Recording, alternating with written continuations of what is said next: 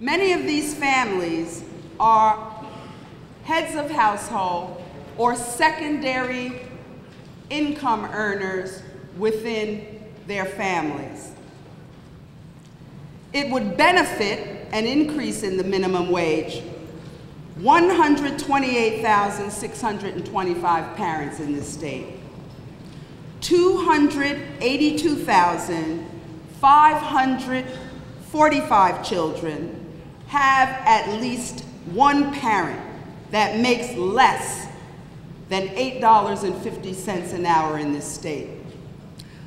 Last week, Legal Services Corporation of New Jersey held their annual Anti-Poverty Day over at the War Memorial.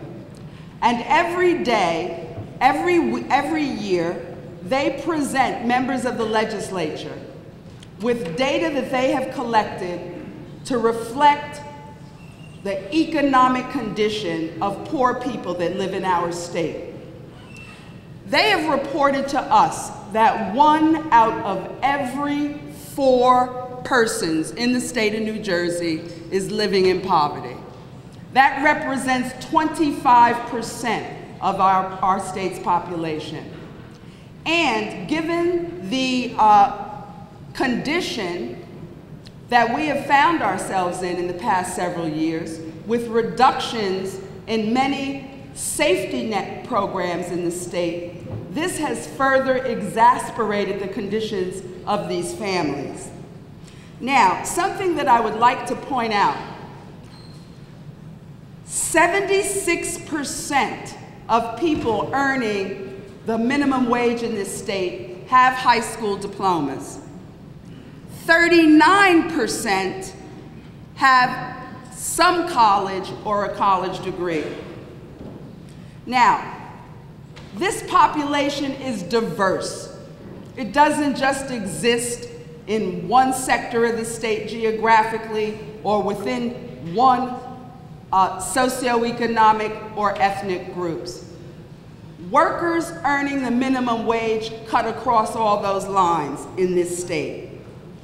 I think it's important for you to understand that 55% of those earning minimum wage are women.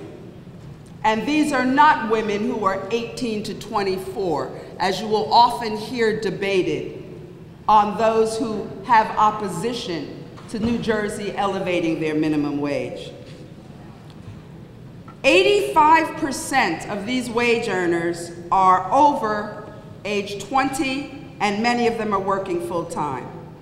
76% are working either 35 hours a week or more.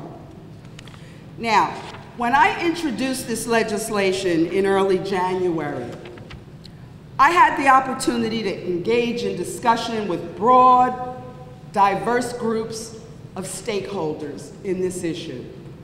Business owners, wage earners, advocacy organizations, nonprofits, social service agencies. And I think that as the conversation evolved in New Jersey, we began to see journalists in this state pay attention to the issue of our minimum wage in New Jersey. There was an editorial in the New York Times that said this was the right thing to do. The Star-Ledger, shrinking minimum wage. The Asbury Park Press, time to raise the minimum wage. The Times of Trenton, raise the minimum wage. The Philadelphia Inquirer, New Jersey should increase the state's minimum wage. The Gloucester County Times, New Jersey minimum wage. The Courier Post, New Jersey should bump up the minimum wage. The Home News Tribune, minimum wage hike, the least New Jersey could do. All of these journalists, and these are newspapers that represent our constituencies from one end of the state to the other, recognized and acknowledged that in the state of New Jersey, there is no family that can exist on a job that pays them $7.25 an hour. Now, when I first entered the legislature in 2004, I served as a member of the Labor Committee. And I remember that was when a bill was introduced to elevate our minimum wage. We knew that the federal government would shortly impose and set in place a required minimum wage.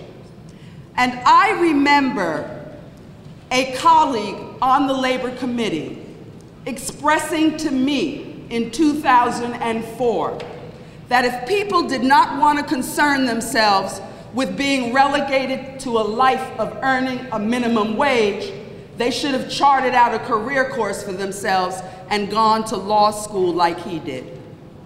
That was debate that we engaged in back in 2004. Now, there are certain things that we need to know and recognize as New Jerseyans. We've always been a leader in providing economic security for lower-income working families. In 1992, New Jersey increased the minimum wage to $5.05 an hour, and at that time, that was the highest in the nation, at a time when the federal minimum wage was set at $4.25. In 1997, the feds raised their rate to $5.15 an hour. In 1999, when there was Republican control of the State House, a law was adopted requiring that the state minimum wage not exceed the federal level.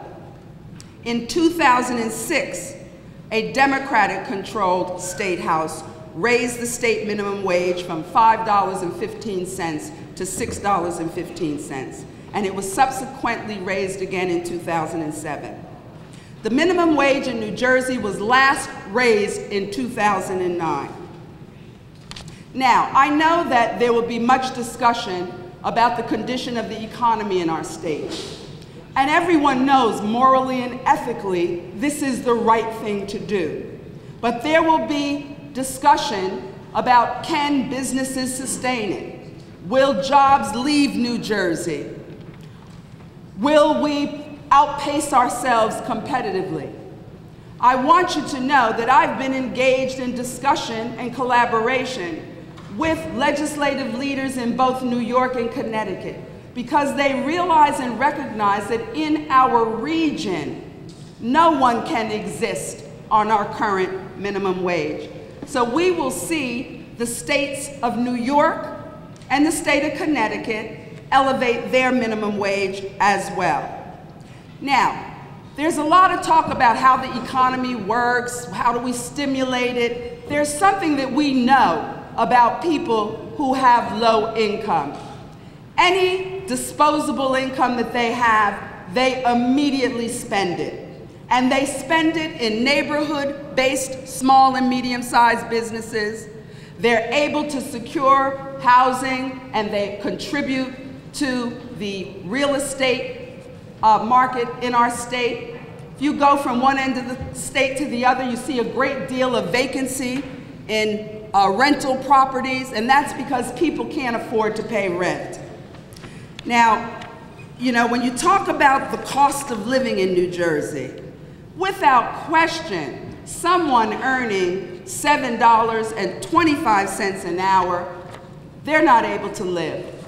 I would ask each one of you, I don't care what county you live in, visit your local Board of Social Services, visit your local administrator of housing funds that are allocated to counties by the U.S. Department of Housing and Urban Development, and talk with the administrators of those programs within your districts about the families that are coming in trying to find some permanent relief. 12 states have enacted and increased their minimum wage in the past 2 years, and the sky hasn't fallen down. You know, the state of Washington, Oregon, Vermont, Ohio, Arizona, Montana, Colorado, Florida, all have increased their minimum wage. Now, in New Jersey, the cost of basic needs is quite alarming. In the lowest cost county in our state, it costs on average $8.34 a month to rent an apartment. In the highest cost county in our state, it costs $1,400 a month to secure rental housing. Childcare can range from $970 a month to $1,824 a month. And I cited the number of women who are earning minimum wage for this particular focus on childcare, because working women need childcare in order to work. In some counties, because of our reductions in support for childcare centers in this state, we are seeing waiting lists of up to 2,000 children trying to get into childcare. And the inability of their parents to secure childcare further hampers their parents' ability to earn more money, even if it is at a minimum wage. Now, the challenge is, what kind of a decision and what road do we go down in New Jersey as it relates to the minimum wage? I say that our lowest wage earners in this state deserve focus and attention and support from state government, just as we have supported in the past 2.5 years other segments of the population in New Jersey. Now, there has been bipartisan support in this chamber for significant numbers of legislation and legislative initiatives to benefit business. And we have done that in an effort to work in a bipartisan fashion to further boost up the economy in this state, to try to create new jobs, and to get New Jersey on sure footing. But over that period of time, our unemployment rate has remained stagnant. And to see that 39% of wage earners who are college graduates and are relegated to minimum wage jobs means that we have to also focus attention on other stakeholders in New Jersey. I do not believe raising the minimum wage is going to shut down businesses overnight. I do not believe that businesses are going to flee out of our state. If someone is a small and medium-sized business owner, they will tell you one of the difficulties with seeking to recruit people to work in minimum wage jobs is once people take those jobs and they find that they're only bringing home $300 a week, people then don't stay in those jobs. So employers find themselves challenged with the issue of retention of employees that they have. If people are able to earn a little more, maybe they will stay. Bumping up the minimum wage in New Jersey to $8.50 an hour will allow families to bring close to $3,000 more home on an annual basis. That is money that immediately gets pumped into New Jersey's economy. It is money that immediately gets spent, and I view elevating the minimum wage as an economic stimulus initiative, just as every other proposal that's been on the desk of the members of this chamber. With that, I close, and I beseech you to not forget about some of the most challenged people that live in this state. There are now 2.2 million people living in poverty in New Jersey, and we have an obligation to do something about it. Thank you very much, Mr. Speaker.